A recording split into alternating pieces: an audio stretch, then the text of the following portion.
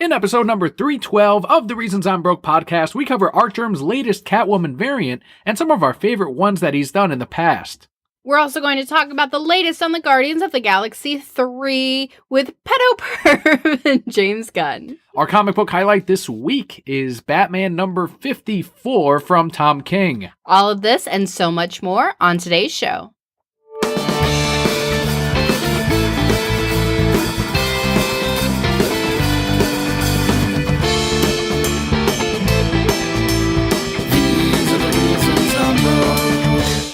Hello and welcome to the Reasons I'm Broke podcast, bringing you the reasons we're broke every single week and bringing you a Podcast Awards nominated quality show, apparently for the last 2 years, so every year. I am Daniel, one of your hosts. And I am your Emperor, Palpa Kelli. For any new Brokettes, the way we format it is first we go through some news, we head into the Brokette block, which is what Kelli and I did this week. We thank our Patreon backers who make the show possible, and we finish off with a comic book review.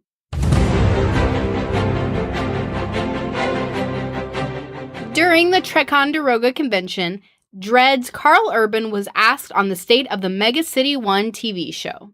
Do you remember us talking about Mega City 1? I do.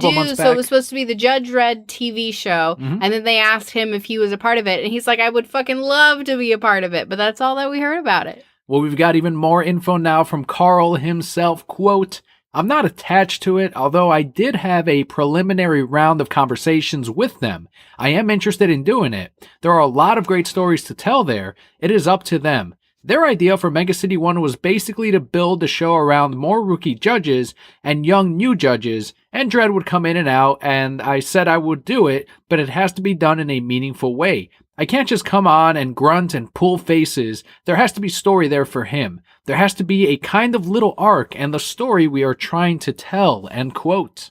You could definitely get more done with this show if you had newer, younger judges. Sure. But it would be a loss not to have Keith Urban there. Carl Urban? Whatever. Keith Urban is the country star. Carl Would it be a loss to not have Keith Urban there?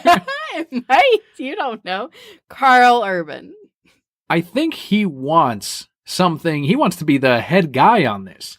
I think he wants it to be a show about Dredd and not so much these secondary characters, just from the sound of, I don't want to just cameo on it. I don't want to be the Stan Lee of this Dredd TV show. I want to actually be a part of it.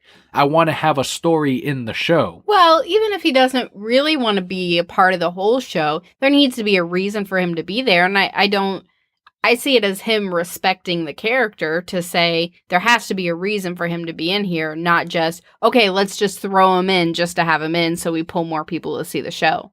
It sounds like he cares more about Dredd than he does his character in Ragnarok, which is the last MCU movie I'm ever going to see, by the way. There's going to be no more reviews of Marvel movies that are MCU, at least from Disney, on this podcast. Who is he in Ragnarok? He plays one of the characters that goes into hell, essentially, in the comics to rescue Thor. And in it, he has these two machine guns. In the movie, he has a shake weight. And that's like the big joke is he's like, oh, look, I'm so tough, but I've got a shake weight. It's the fucking Disney shitty MCU sheep humor. And they make a total joke out of him. That's who he is. So he's not that up on, well, we got to respect the characters. Maybe for Dredd he is, but not so much other roles that he does. Of course, because he respects the character of Dredd, who deserves our respect. Because he was a fucking good movie. Fucking awesome. Really good movie. It was a great movie.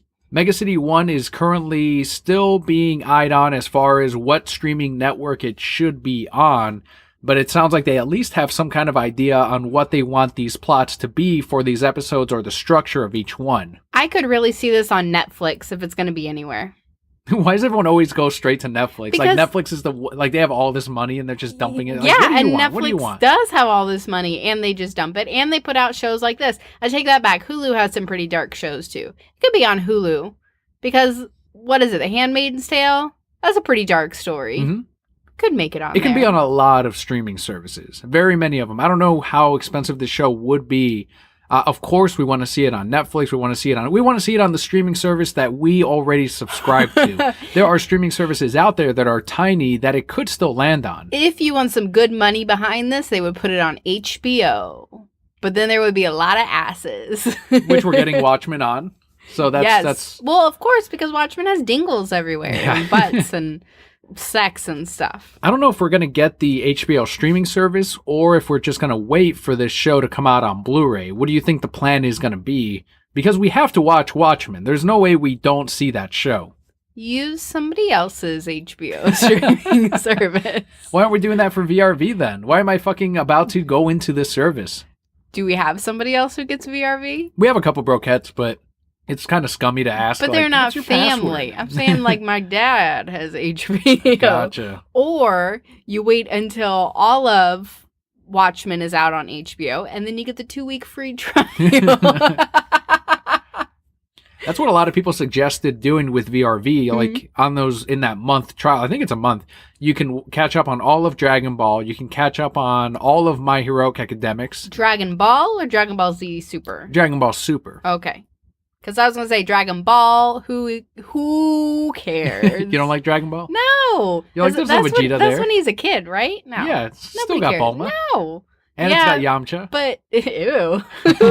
why is Yamcha your selling point for this? Like, watch Yamcha. Because it's like his least lamest at that point. Like, he's not quite as lame. Right, but I know what he becomes. So then I would be like a Vegeta fan sitting on the couch like, meh. By the way, I pre-ordered a new manga for us, and What I is think it? you should read it. It's a Dragon Ball manga. Is it all about Vegeta? It is not. And Bulma? It's actually all about Yamcha. No! Let me tell you the breakdown. So it's coming out. It's an original story. Akira Toriyama himself did not write it, but he said it's one of his favorite fan-created type of stories that he's ever written. And they're finally bringing that on over to a physical media, which is the new manga. It's like a one-shot type of piece that is in the latest previews, by the way. And it's called What If I Was Reincarnated as Yamcha? And I don't know if it's a Dragon Ball character or if it's the reader, but they essentially make Yamcha into like a way better hero than he is. And that's like the story of Yamcha. All right, I'll read it, but I'll still think he's lame. Like, even if it's me in Yamcha's body, if I got reincarnated, I wouldn't be like, cool, I'm alive again. I'd be like, oh, shit, I'm lame. You're saying your pulpiness would not make Yamcha even better? I mean, it's real close, because, like, my Palpinus is pretty cool, but Yamcha's really lame. And then, like, I have such a love for Vegeta and Bulma, I would not even want myself to come between that. Well, that's the thing. You can control yourself and never even get near either one of those characters. Well, no, because then maybe they wouldn't have ended up together. That's true, too. 'Cause you don't know. You might need to thank Yamcha for Maybe that. Bulma was so unhappy in her relationship with Yamcha that she just jumped into Vegeta's arms. That's what half of the fanfic community would tell you happened. Were they ever in a relationship? Yamcha and Bulma? Yeah. Yeah, for years. I thought Yamcha was trying, or he liked Bulma enough. They were together for years. In Dragon Ball or Dragon Ball Z? Both. I don't remember any of that. Yeah, that's why he's all like cranky all the time, because they were together and then suddenly she wasn't with him and she was with Vegeta. He is not cranky enough for what happened to him. Either that or he's that much of a beta male. I have no fucking idea. I have to watch these. That's what all the fan fiction suggests. Now you know. I know. I've just enlightened you on Dragon Ball Z relationships. I can't believe you didn't know that. I know that he liked Bulma. I didn't know that they were actually a thing. I'd have to watch these clips or these episodes. It started in like Dragon Ball when they were young or something. We kicked off today's news with the return of Dredd on the small screen. We've got another return of a character with next year's Wonder Woman 84. The best character from Wonder Woman, Robin Wright's character, Antipy. I think I said that wrong. Antip. Antiope. And thank you. She revealed that she'll be returning to film a short scene for the sequel. Sounds like it's going to be a flashback. Oh, it's Antiope. All right, Antiope. I do remember that now. In an interview with Net A Porter, Wright said that she will be shooting a flashback scene in Spain for Wonder Woman 84 now that House of Cards Season 6 has wrapped. I'm so happy she's going to be back in Wonder Woman. She was the best part of Wonder Woman. I cried just thinking about her death because her death was perfect. I wanted her back in Justice League. Yes. In that scene where, what's-his-face, Steppenwolf first goes in to take over Earth and the heroes are fighting against him, How was Robin Wright not in that scene? How did we not get more Amazons from that first Wonder Woman movie in this Justice League scene? I'm going to blame Joe fucking Whedon. That's who I'm going to fucking blame for this. Probably. She should have been in there. That would have made it so much cooler if she's there like, rah, we're going to kill you, motherfucker. Doing her Robin Wright thing. We got Zeus, though, and he was nothing like his painting in Wonder Woman. You loved that painting. I love that painting because he's just... like, my lightning. He's so, like, feminine in the way that he's, like, firing off his lightning at his brother, and his robe is, like, slipping off. Like, oh, my... You can see my crotch. Like, it's just barely hanging on. No, there's another nipple. But then in Justice League, he's like this built guy going, rah, and firing off. I'm like, you're not fucking Zeus. Who are you? Okay, well, fighting his brother is a little different than fighting somebody who's going to destroy the world. He still should have daintily floated at him. I want to see Zeus's story. When are we going to see his story? Like how he knocked up Wonder Woman's mom and then peace, he was gone.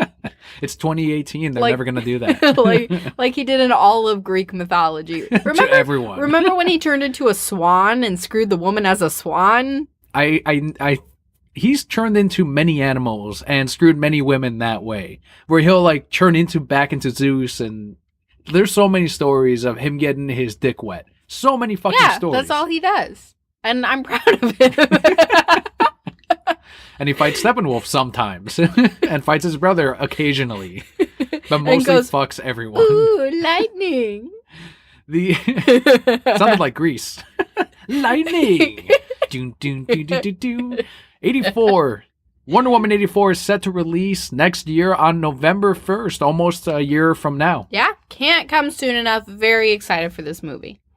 Speaking of Wonder Woman, I'm going to get down a rabbit trail now. I was talking to some people recently because my new job, I started at a new location, for those who don't know, and they don't know what a DC fan I am. So they're sitting around talking about Marvel movies, and I'm like, I don't like Marvel movies. I like how you had to chime in, like, by the way. Well, because they were asking my opinion. Oh, okay. And they're like, well, which one's your favorite? I'm like, if I had to pick one, Captain America, like, that was the best of the first ones. One? Right. Yes, the first Avenger. Captain America, the first Avenger.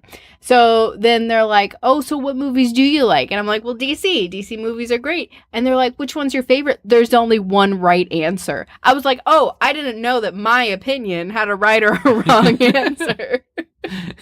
What was their right answer? I'm curious. Theirs was Wonder Woman. They said Wonder Woman is the only great DC movie. Incorrect. Man of Steel is the best in the DCEU universe. Now, you want to talk all DC movies, that's Batman Mask of the Phantasm, as there is yet to be a Mask of the Phantasm quality movie from the Marvel side. Including Blade and Spider-Man and all of those. They haven't gotten close. Even Captain America, the First Avenger, which is my favorite, can't even touch Mask of the Phantasm.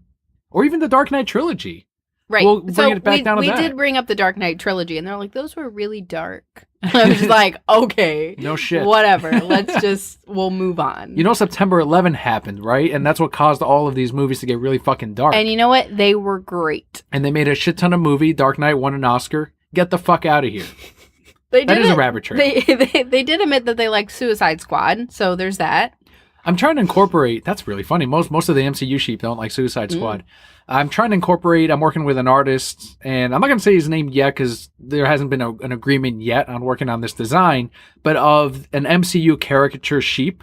And I'm trying to come up with ways of incorporating like an I love Joe Whedon button or I trust Rotten Tomatoes type, something to like really add on to the caricature, like a political cartoon. Right. And I still haven't found a way to include like, oh, that's too dark for me. Like there's no like symbol or something that I can, aside from like a word bubble, but then it's too long. Well, they could have like a little flag. A flag saying what? The DCEU's too dark? Right. Or maybe they're protesting and they got a protest sign. So that they could have a hat. You could have a few buttons. See, my protest was going to be #rehire James Gunn. That was going to be the picket sign. Oh, okay. Yeah. I'll come up with something. We'll figure something out. Pedo per James Gunn. And speaking of, because it's become a segment now on the show. You could be on a t-shirt. Can you put it on a t-shirt? Like, I don't like my movies dark. It's got to be catchy. It's got to be quick. It's got to be a symbol. All right. But dark, we're speaking of dark here. Fucking James Gunn's dark ass tweets, not funny jokes, I've gotten into yet again this week with another MCU sheep who did not understand And I put out the tweet, and it was the quote of, "Papa, I can't sleep. There's a James Gunn in my closet." Because he's a fucking he's a boogeyman. He is El Cucuy. He is. Then he's in that. Cucuy. If there was an Avengers of like boogeymen, James Gunn would be there. He'd be in that lineup. He is the latest addition. And someone said, "So you should be fired now because you made a pedo joke." And I said, "I made fun of a pedo. I didn't make a joke saying that I was going to go touch kids like he was or hit women or whatever he was doing." There's a difference here. Mm-hmm. But yes, I could get fired for that. You can get fired for anything at any time or for no reason. Anytime you work at any place, in your contract when you get hired, it will say you can get let go for any reason. So yes, you're right, but you are also an idiot. Well, the latest comes from another giant baby, which is probably the biggest baby, even bigger of a baby than Baby Groot, who is Dave Bautista. And according to this giant baby, the Avengers 4 reshoots could be affected by Guardians of the Galaxy's Guardians of the Galaxy 3's indefinite hold. We have a quote here from him, quote, "It's kind of a strange situation to be in now where we've lost our director for Guardians. It's on permanent hold for now, and that may make a difference in what they do with our characters in Avengers 4. To be honest with you, right now, I don't really know." End quote. Why would you even... They gave me no information. That said 0 things. That said that they are going to change something. So the way that they have done these Marvel movies is they do hint at, they haven't been completely, there have been some that are standalone, but for the most part, they set up the next thing, which is one of my issues with them. But in that case, yeah, they naturally would have had something for the Guardians to do in the next Avengers movie. However, they end up returning after Thanos, his glove gets taken off and they undo everything, whatever it is. And yeah, the reshoots are going to affect that. One of the things that Newsarama, and this is all still to blame by James Gunn, by the way, it's all James Gunn's fault. One of the things they could do, and Newsarama said, why don't they, this isn't the Guardians of the Galaxy. In the comics, there's been teams before the lineup that we see on the big screen. That's actually a relatively newer team in the comics.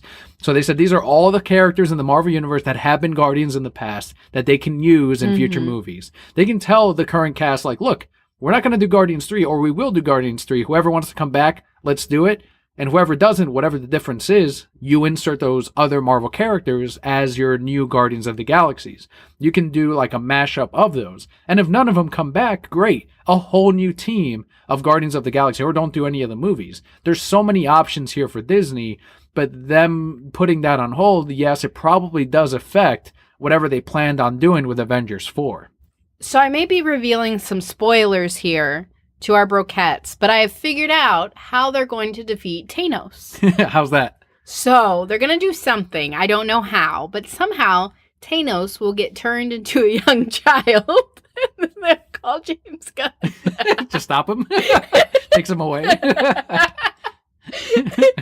And that is how you defeat Thanos. That's really dark, Kelly. You are a DC fan, of course. Figures. Really dark. Not funny. Listen, everything you just said, yes, 100%. They can do whatever they want to do. These people being babies about this only hurts themselves, like legitimately. Them protesting is not going to make Disney go, oh no, you're right, let's hire him back. Oh no, we can't ever make any more movies. No, there is always a workaround. They're like Nike right now. Oh, don't get me started on Nike. But at the end of the day, people are going to go see these movies. There's people who don't really care about the characters. I mean, obviously, you're still going to have Baby Groot in there. That's not going to change. People go to see these for Baby Groot. And people don't really care about the director. They're just going to see Guardians of the Galaxy, and they're going to show up, and they're going to say... And you're talking about the generic audience. Right, I'm talking about the generic audience. Most of the audience. Yes. And those people are going to say, those aren't the characters I saw last time, and then they're going to laugh their way through it, and then they're going to go see the fourth and the fifth and whatever, continuing forward. So, yeah, Bautista, you're only being a baby and hurting yourself. Because, you know what, now, me, as my palpa director, I'm going to call all my director friends, and I'm going to say, Bautista's a baby. We don't like him anymore. And then he's not going to get hired. One of the guys that I was arguing with this week he actually got blocked by Bautista, and I was like, let me look at his fucking timeline and see what other, because what I do is I'll block the rehire James Gunn accounts, like, get the fuck out of here, you pedo apologist, and I'll just keep blocking. And one of the ones I saw was him saying, why did Bautista block me? I don't get it. Can you guys tell him to unblock me? Like, you fuck, because you're a bigger something. Fucking baby than Dave. Right. That's why he fucking blocked you. And then another thing is with the Carol Danvers costume reveal, a lot of these sheep were saying, I'm boycotting this movie until they bring back James Gunn. All right, don't see another movie. And it's like you were saying, like, fucking James Gunn was directing that too, you fucking idiot. He's not directing any of those. Right. People are dumb. I'm going to boycott this till you do what I want. These companies are so much more massive than you. And 90% of the time, they don't follow through with the boycott. Right. They're still going to go, well, I'm only going to see it once. Right. Or my friend paid for my ticket. Yeah, they'll come up with fucking, I have movie pass, whatever the excuse is. They'll come up with something. But they don't understand that the movie doesn't make a difference on the at the bottom line. It's like you touched on just a second ago with the Nike thing. Everybody cutting off the Nike logos off their clothes. You already bought your clothes. Yeah, but the idea is that they're no longer buying any moving forward. Like, that's what they're trying to say. But they probably will. Nike still makes billions off of sports companies wearing their clothes. At the end of the day, Nike clothes are really great for working out. And there's lots of people who are still going to buy their Nike stuff, not these rednecks. Jesus. I've always been a Reebok guy myself. Really? Yeah. I like Under Armour, really, if I'm going to be honest. They've blown up like crazy. Are they doing shoes? I don't think so. Okay. Under Armour does some great working out clothes, though. Yeah. Nike... The thing about Nike is I really like them. I do have a pair that I've run 2 marathons in of Nike running pants, and they're great, but they're so expensive. I guess Under Armour really isn't that it's cheap. Not that cheap either. But the quality is there and it lasts a long time. I don't like to spend money on myself for clothes, and that's my problem. That's why I wear your clothes every day. You do wear my clothes. Nothing fits. I told you. It's this gross post-pregnancy body. It's just bleh. Meanwhile, I'm maintaining still. Like, I'm just coasting along. Good for you. You didn't push a child out of you. I did not, but the stress, I'm sure, should be affecting my weight. And it probably is, but I've actually been doing a shit ton of salads on my morning. Like, normally I used to get a sandwiches, like breakfast sandwiches with eggs. Now I'm just like salad all the way. Like, this is what we're doing now. I'm proud of you for having this. The will? The will to be this Green Lantern, to not eat your emotions, but I eat my emotions, and I work in a place that has fried buffalo cauliflower and sour cream and cheese. It's like Taco Bell all day long up in my life, and I can eat whatever I want. It's pretty dangerous, yeah. Oh man, it's so dangerous. So I walk through and I'm like, yep, that. You're like Herbie. Want some of that? And then I cook myself something delicious and take it to work and put it in the fridge, like something healthy. And then I forget that it's there and I go, cauliflower. Fried cauliflower. Or somebody goes, hey, Kelly, do you want Starbucks today? Yep. I'll take a milkshake. I'll say, no, I don't get a milkshake. What do you usually get? A blonde vanilla latte. Isn't that pretty much like a milkshake as far as the sugar and the calories? There is a lot in it. Not as much as the Frappuccinos, but yes, there is a lot. While Disney may not care about Bautista and them putting Guardians 3 on hold, they are pretty concerned. And this is where it gets a little bit tricky. We're going to have to do some mental gymnastics to figure this out, Papa Kelly. I'm ready. So the Academy of Motion Picture Arts and Sciences has decided to delay the implementation of a controversial new Best Popular Film award category in light of negative responses to its planned inclusion in the 2019 Academy Awards.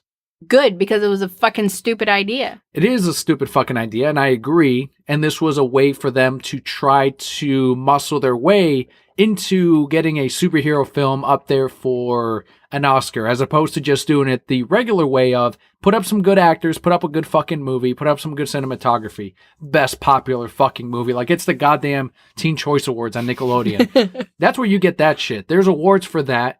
But the Academy Awards are something different. And if ratings are suffering, so be it. But don't compromise the quality of the fucking show. There's different ways to get in these ratings that they're looking for. And it's not that way. Because again, like we mentioned when they first talked about this, the people who are watching the Academy Awards are not the ones who are necessarily going to these superhero movies and saying, yes, this is the best motion picture that I've seen. Right. We aren't those people. We have yet to see a DCEU movie and said, yes, this is the best movie I've seen all year. It needs to be an Academy Award winner. For Best Picture or? Right, for Best Picture. Because Suicide Squad won for makeup. Yes. And which was fucking excellent. It was great. But I'm saying we don't watch these superhero movies and say it needs to win, like the Marvel people, Marvel sheep, who watch them and say that was the best movie, it should be Best Picture. And I'm like, so have you seen the other nominations? And they're like, of course well, not. No. So it's not for them. It's putting this in here doesn't pull in more viewers. I think, here's my palp opinion. Palp opinion. My palp opinion. They need to shorten the award show. So kind of like what they're doing for baseball. They're shortening baseball? They have been for a few years now. One of the things is they cut down on the pitching time in between pitches, the warm-up time when they pull out pitchers, and there's been a couple of implementations like that. They're stepping off the mound, they've limited that to try to rush the game so they don't go as long, which was pretty controversial at some point, but it was for ratings to try to get, the players had to adapt to the new rules, right. And that did mess up some players, but I think for the most part, it's been okay. The ratings are still not where they should be for baseball, but that's it's very similar to what you were saying. So yes, I think ratings would go up if it was shorter. Because they sit there and they talk forever and nobody really cares. I mean, I guess if you're there, you care and you're like, ooh, so suspenseful. Well, all those fucking actors are drunk most of the time anyway. Okay, so then they don't even fucking care either. And I'm sitting at home and I'm just like, all right, they're still talking. Okay, stuff is still going on. And then I tune out and I just pull it up on my phone to see what happened. You know what has good length and what doesn't, people won't tune out of? The 2018 Podcast Awards. Be sure to tune into those podcast awards to see if we won on their games and hobbies. They go through that pretty quick. They do. Like they put your acceptance video up there. If you saw last year's, he goes straight through. Todd Cochran goes right to like in this one, and here's the nominees, and you see that live, and that thing goes like last year. I think it was less than an hour, maybe an hour and a half. It was really quick. It was nice. It was like, all right, this is good. Live stream. It's neat. You get to see everyone's acceptance. What day can we tune into that? That's going to be at the very end of the month, September 30th at 5 p.m. Pacific time. If you go to podcastawards.com, bookmark that shit, and you will also see, last year at least, he put it up on the homepage of podcastawards.com, the YouTube stream. But otherwise, yes, that's where you want to go. You want to go to Podcast Awards on September 30th, 5 p.m. Pacific time. What is that in Eastern here? 8 p.m., right? Hell if I know. I'm pretty sure it's 8 p.m. We are, so Californian time is what you're talking about? So we 3 hours. We are 3 hours different. We are 6 hours different from Hawaii. And I always used to call it specific time. There's a fun fact about me. Are we Eastern time? We are Eastern. But there's Eastern, Central, and Specific. Specific, yeah. Now I know. I was always really bad at time zones. Finishing off this Oscars bit of news, though, some have attributed the cutting of Best Popular category to Disney actually campaigning to, wait a minute, maybe we shouldn't have Best Popular because they're seeing that as an obstacle to getting Black Panther nominated for Best Picture. That's their thing right now, is they're trying to push Black Panther as their best movie of the year, and it should be one of the best movies of the year out of all of the fucking companies out there is Black Panther, is what they're trying to do. Then they felt if there was a Best Popular category, that the Academy would go, well, you can be in that instead, as opposed to a full-on Best Picture, kind of like a participation award type of thing, which is what most would view it as. So that's what they're saying. And I'm still in favor of getting rid of Best Popular category, but people are speculating that that's the case, that it's making it harder. It would have made it harder for them to campaign. I don't have any words. It's as frustrating. Does Disney, do you think they really feel like they'll sell more if they win Best Picture? I don't know who it pleases. I don't know what overlords have like... Not this overlord. And that's the only one that matters. I'm sure there's got to be some kind of sales boost. Really? Plus, in history, you will have, like, it legitimizes their line of movies, the decisions they've made.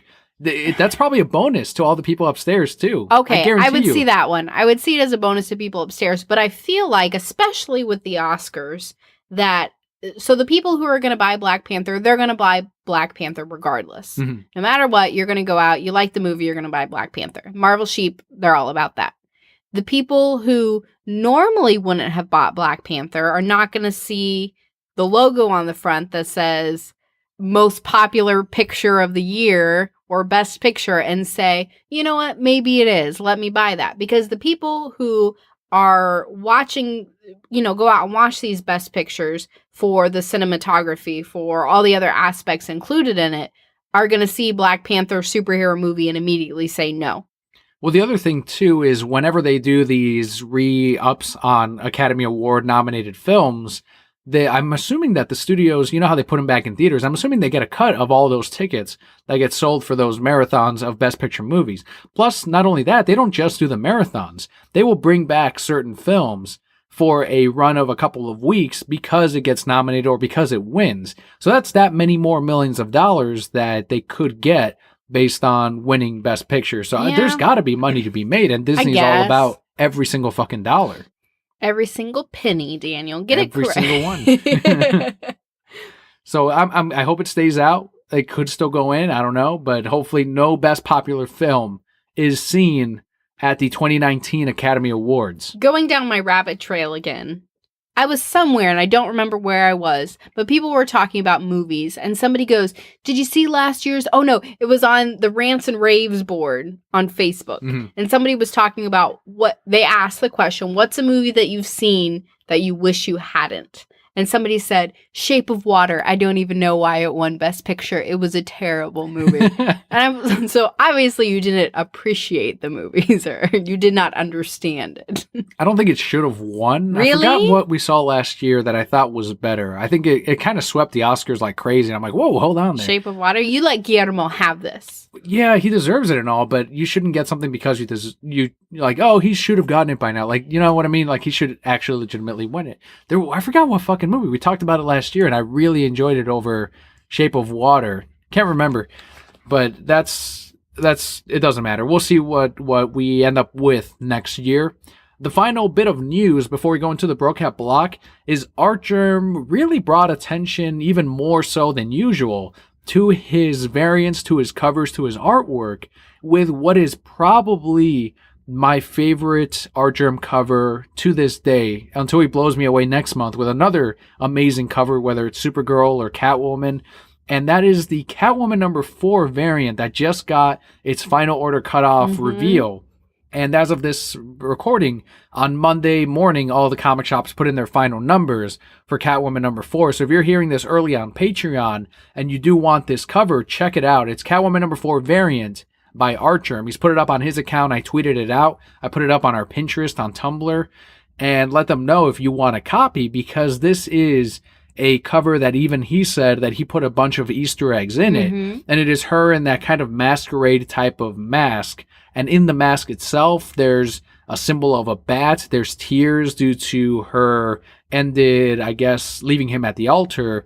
There's the ring that Bruce bought her, and it's around their neck, which is a whip, as you pointed out, and she's scratching herself with it and hurting herself because it's a self-inflicted type of decision that she made for both of them, all because of goddamn Bane. That piece of shit.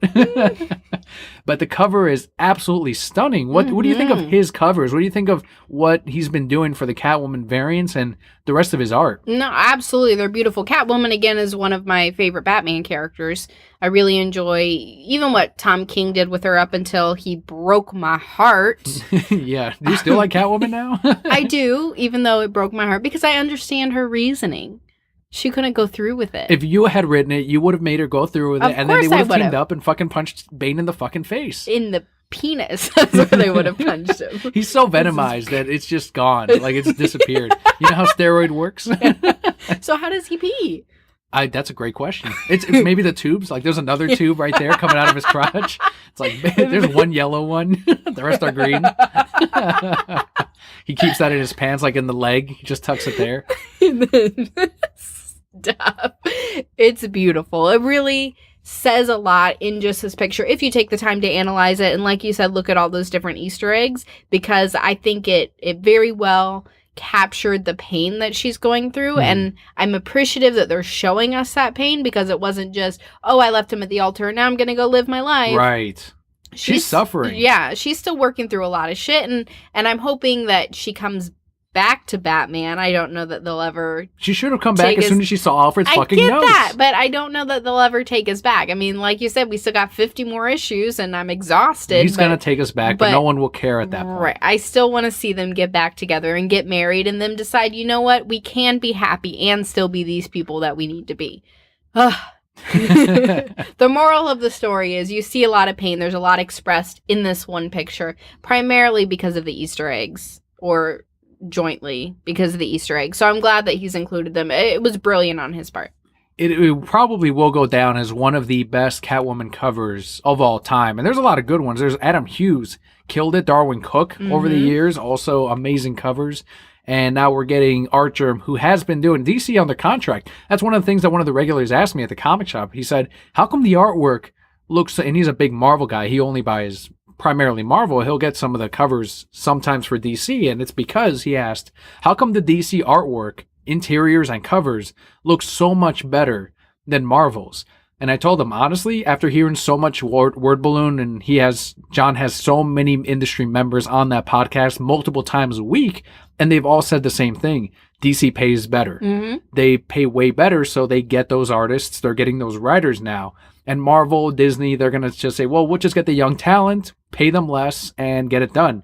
And that's why the artwork doesn't look as good. The covers don't look as good. They don't have Artgerm on their side quite as often. And it's because he gets a bigger cut out of all of these sales than he would if he worked for the mouse. So that's one of the reasons, and it shows. Like, Artgerm, fucking beautiful. We're about to get that foil cover of his Supergirl in October next month. So it just continues, and I hope he stays under contract. Frank Cho as well has been doing a lot of Harley Quinn variants for DC. And overall, it's, even if for just the covers with the Virgin variants on them, they look beautiful, and this is no exception.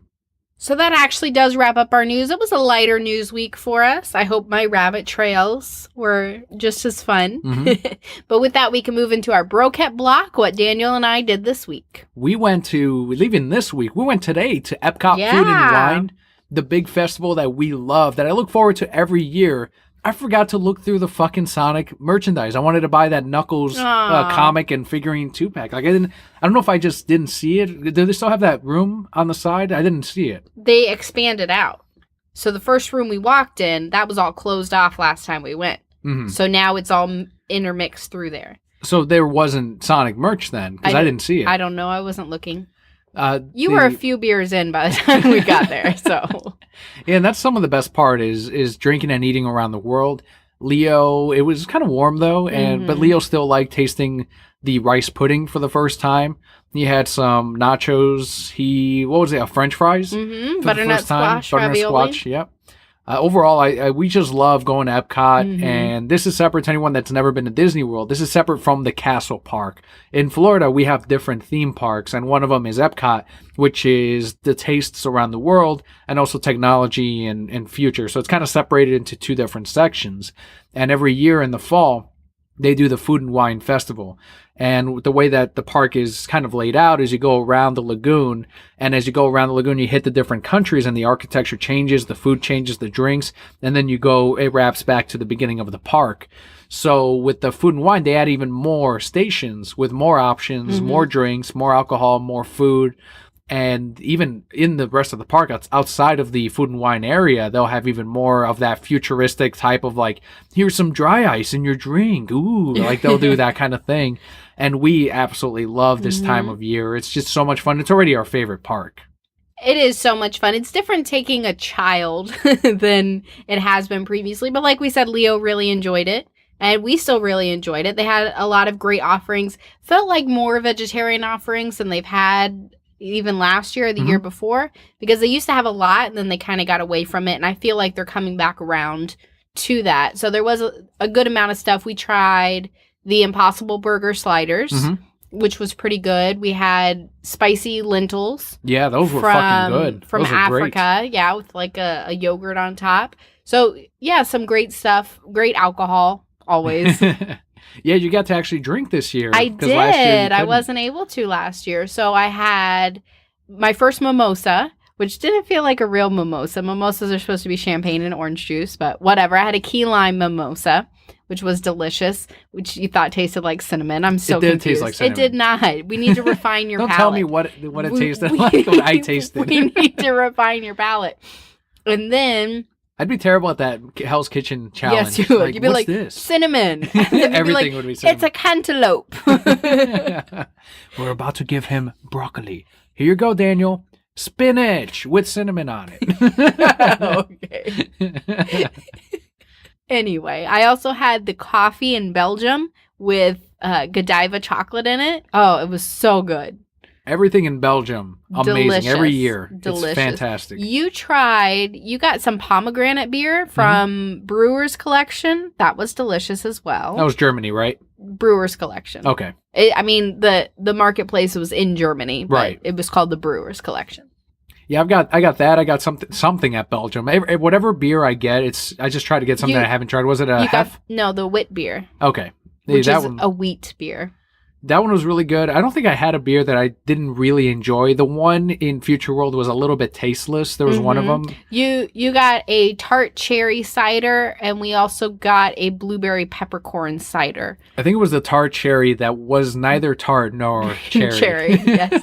It was very mild. Like, it almost tasted like they had watered it down. So, yes. But overall, it's a lot of fun. If you ever get the chance to come to Florida, or if you're a local, definitely check out the Food and Wine Festival. It's always a blast. Not on the weekends. No, never on the fucking weekends. Never on the... If you can help it, don't go on the weekends. But we had a good time. I had an amazing time. I enjoyed it.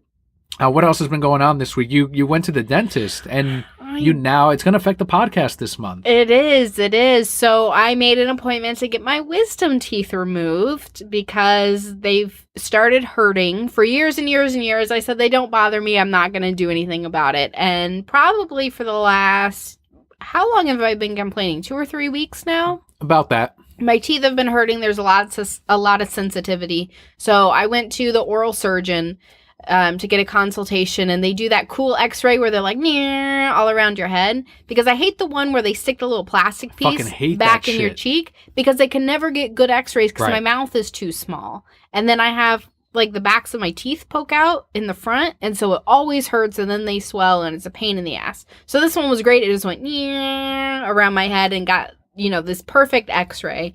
And the dentist comes in, he was French or something, the oral surgeon, and he's like, so your teeth are very bad. Like, it is shitty. I'm like, yeah, I know. So the roots are fully developed. They're now pushing into the nerves of my other teeth. They're wearing away at the bone in my jaw, and it's just a bad situation. So I said, you know what? Just go ahead and cut them out. Do all 4 at once and be done with it, and then I can go about my life without these nasty... wisdom teeth. They're bad. They're all impacted. They're all sorts of sideways. Mine have been impacted for years, and I'm going to get my next x-ray in 5 months because I just went to the dentist. And I feel like at that point they will tell me, in spite of what my older dentist told me, if it doesn't hurt, don't worry. But this time I think they're going to be like, no, you got to get them done because we get a nice fucking chunk of change when you do. I mean, I think if you need to get them done, you might as well just get them done before they start hurting. I should have done that when I was a kid then. I know. That's what that's what they told me too. I was telling my parents about it, right? Because the roots don't form until you're in your 20s. But I was telling my parents about them because it's not cheap to get them done. Like, I'm going to have to spend a lot of money, but the way I'm thinking about it is, do I want it to screw up my mouth, right? Because the longer I wait, the harder it is to extract them, and they could potentially like have to break bones in my jaw. Right. Like, I'm not about that. Yeah. Like, go ahead and just take them out. I can sleep because somebody else has to watch my kid for 3 days. You said that was the thing you were most excited about, is that you can finally sleep. Right? That was what I was most excited about. So it's not cheap. I just said, go ahead and get it done. And I forgot where I was going with this. It's not cheap. I'm doing it. Oh, well, it's going to affect the podcast because near the end of the month, you may be out of commission. And I'm going to try to get one of these DC accounts, the bigger ones on Twitter, to guest on the show and see if they want to be on it, just so we can just agree with each other for an hour. Right. Oh, yes, I liked that too.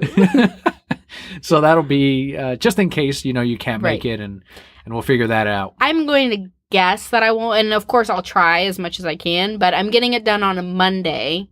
and that only gives me a few days to recover before we're recording. And the dental assistant, whoever she was, she sat me down and she's like, so I'm not trying to scare you, but normal recovery time to get rid of swelling and bruising is about a week. You're really white, so look at 14 days. And I'm like, oh my God. And then, so they wrote me all these prescriptions and they gave me some hard shit, like really nice narcotics, kill the pain, knock me out, all this stuff. And she goes, but if you take these, you can't watch your kid. So you're just going to have to take ibuprofen and suck it up. I was like, wow. Yeah, that's essentially what she said, because once you take it, you can't operate machinery. Like you pass out. That's it. You're done. So they gave me prescription for 800 milligrams of ibuprofen, which is 200 milligrams more than after birth that they gave me. And she said, take that every 6 hours and you deal with it. So you're going to be my guinea pig for when you can be honest with me and tell me how awful it is. And don't fucking lie to me, because I know you will. Okay, but here's the thing. Like, my pain tolerance is different than your pain tolerance. Yeah, so factor that in when you fucking okay, tell so me. I gotta make it sound worse. Because you're a man and you're man cold. That's right. All right, let's head into our Patreon shout-outs for the week.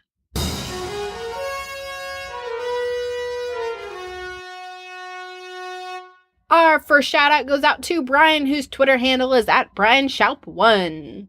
So Brian retweeted a video of Magneto as a mod in Grand Theft Auto. So you see Magneto like lifting cars, throwing shit. He stops an airplane in midair and tosses it into a fucking helicopter. like how do you make Grand Theft Auto even more fun? With fucking Magneto. Amazing. Of course. That would be so much fun. I want to be him. Going around, just taking cars, shaking people out of them, be like, all right. All right. What's he do after that? Like, just sets it down? Or? Like, yeah. I didn't want you in that car. I just felt like being an asshole. Our next shout out goes out to Christian, whose Twitter handle is @WhiteHispanic58. He retweeted Mr. Freeze's line to Nora of "Please forgive me" from the Batman the Animated Series episode of Deep Freeze. I think this was like the second or third that we saw Mr. Freeze, and this is the one where that guy, that millionaire, wanted to become Freeze also, so he can live long. And it just opens up that discussion of Nora's still frozen. She remembers him before he became Mr. Freeze. Would she ever forgive him for all of these crimes that he's gone through? If she really loved him, yeah. Has Freeze murdered people? Oh yeah, I'm sure he has. Like even in the animated, probably in the animated, maybe not in the animated, not that we've seen in the animated series. So, but still, he became a criminal. Right. He's committed crime. He's done all kinds of stuff. He almost killed the first guy we saw in Heart of Ice, who was played by Mark Hamill. He was like freezing him slowly. The humanitarian. The humanitarian. So that's a difficult one. So put yourself in Nora's shoes. If I did all this shit, would you forgive me? Would you be able to like? I'd be like, this is true love. Even though, like, is that the same person? Like, he's Mr. Freeze Victor anymore. I think he is as soon as Nora wakes up. I think he is Victor. I think he would be. That would have to be a situation where we would have to pack it up and go live, like, in Antarctica. Oh, of course. Like, got to get off the grid. We're going to go live over here and just make do and be in love for as long as we can be. Mm-hmm. That you would have to. I mean, I guess she doesn't have to, but... But that happened in the comics. Remember, they explored it? And right. Freeze, like, left her or something, but she still loved him and was, like, searching for him. Yeah, it was one of the things where someone had, I believe, forged letters to Freeze saying that Nora thought he was a monster. And then it turns out that they were forged and she went out to try to find them. And they never closed that story up. We never saw the payoff. And I think that was with Ty Templeton, who had worked on that. And then in the Arkham games, Nora does say, no, I can't be with you, and leaves him. Like, it's really kind of screwed up whenever they choose to make Nora like an asshole. And I'm like, why? Right. He like, did all this for her. I understand. It just makes Freeze more tragic. It makes him more tragic. Yeah, no, but put that aside. The whole thing, he's such a warm character at the end of the day. This is one of the best love stories in the DC universe, even. With seeing Laura like that, or Nora of that payoff of, I love you, Mr. Freeze. In spite of what you've done, I understand why. And we're going to get through this. Even if she would have convinced him to somehow give back to Gotham for all of this, I don't know. Like, it's also that question of her questioning, was I worth all of this? all of these people suffering.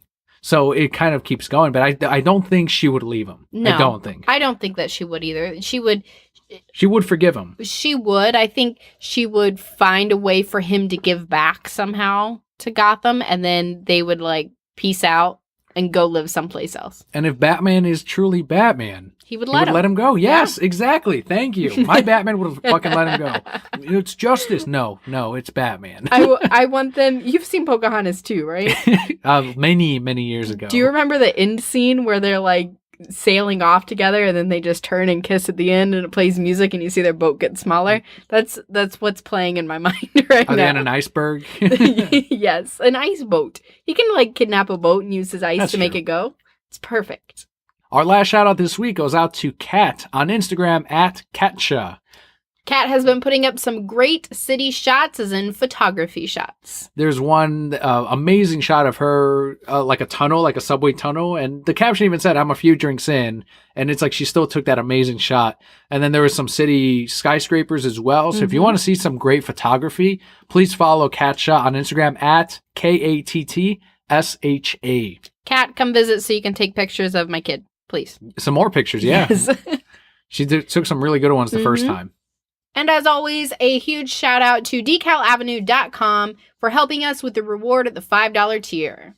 Yeah, Decal Avenue does an amazing job in getting these out. The recent one has the Infinity Gauntlet as voted on by the Brocat Core. Some of you, Neil was asking, like, how hard was it for you to order these? I'm like, whatever you guys want. Like, I'm not putting it on my car. I'm cool. We are on Patreon, $12 away from goal number 4.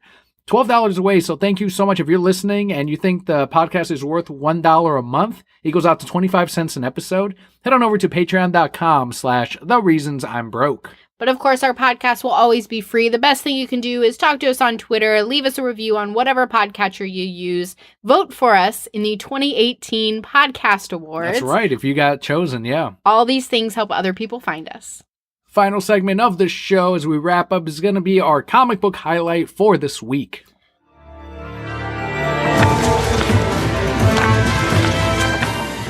Like we said in the very beginning, our comic book this week is Batman number 54. This is written by Tom King with art by Matt Wagner, and the colorist is Tameu Mori. Almost. Does it have to be just one name? Or does it just have to be an odd name for you to consider it a colorist name? I'll consider the Tameu Mori. I consider this a colorist name. Because when I hear Mori, I think of like Maury and his show, and we're going to go on there and fight about stuff. And are you my baby daddy? I don't know. I always love that Maury would always be on the mom side, 100% of the time. Yeah, you got to be. Well, I guess so, yeah, for him to continue his show. But it was like whenever she was lying and she would bring in, or not lying, but she would bring in like 10 guys that she might have, that she screwed during that period. Like, any one of these guys might be my baby. And like none of them ended up being the baby. And then like he would immediately go and like hug her, like, and it's like shame on the guys. It's like, what are you? And they're all dancing and happy and shit because life goes on. I love when they're like, it's not your child, and they're like, yeah, woo, yeah. And Maury's like consoling the mom, but then when it is the child, he's always like, "No, you're gonna be there, right?" Like he said, like the bad guys. I'm sure like 90% of that is staged anyway. Probably. It is. Maybe. Like maybe in the beginning it wasn't, but now, come on, are there really this many people? I don't know. But back to Batman. Yes. So Maury colored this. Yeah. I hope it's a Maury. Batman 54 is actually a one-shot of sorts. Like this is right after, I think it was Cold Spots was the name of the arc last time. Yes. And that's the one with Mr. Freeze and the court case and everything.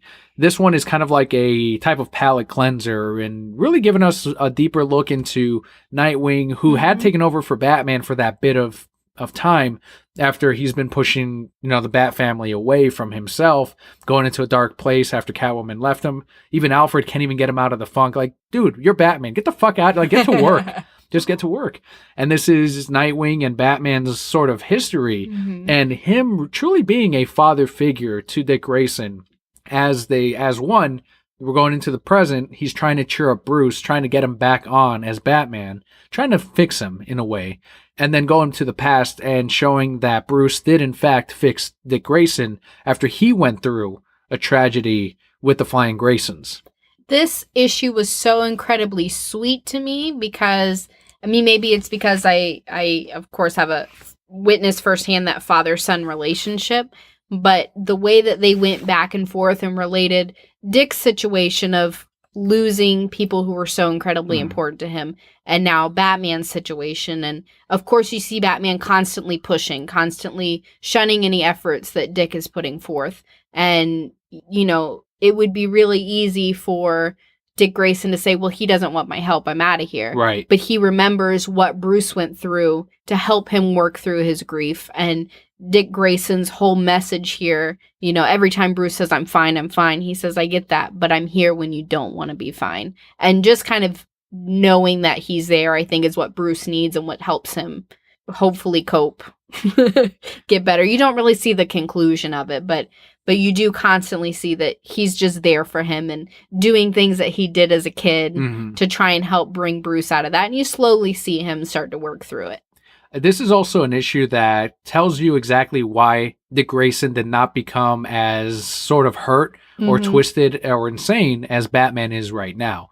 Batman had Alfred, and he kind of went through it, and I think Alfred took a more kind of like hands-off approach to Bruce Wayne, Right. Whereas Bruce, with Dick Grayson, kept hugging him and explaining the situation that he also went through, and he had Alfred. You got Bruce and Alfred, you're not going to be as jaded as Batman. Right. I did like that Batman and Alfred were kind of like the mom and dad. Like, he likes chips. He needs something of sustenance, but he likes chips. He doesn't like anything else. Like when Dick's a little kid, and there's just so many like really nice moments here as Dick even was growing up, going through this dark moment. And there's tons of light in it. And I think that's why we get the jokey Nightwing now. And that's the character, you know, Diet Batman. It's because he went through the healing process way more fully than Bruce ever did. It was a really great issue. Like you said, it's a one-shot. You can pick it up and read it and enjoy it and be fine. But I think it ties in well with everything that we've seen from the Batman arc up to this point.